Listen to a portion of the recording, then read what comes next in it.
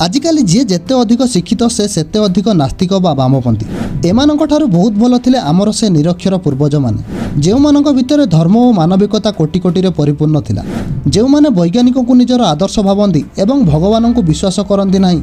आज रे वीडियो सेही मानंक पई आज आपनकु एमिति एक वैज्ञानिक सहित परिचय करैबी जहार धर्म और संस्कृति विदेशी थिला तथापि से भगवान श्रीकृष्ण को निजर आदर्श मानुथिले। आउ से हेउचंती रॉबर्ट ओपेनहाइमर। अमेरिका रे जन्मित रॉबर्ट ओपेनहाइमर को किए बा न जाने तांको परमाणु बोमार पिता कहा जाए। द्वितीय विश्वयुद्ध समय जापान रो हिरोशिमा और नागासाकी उपरे होइतिबा परमाणु आक्रमण रे से संपृक्त थिले।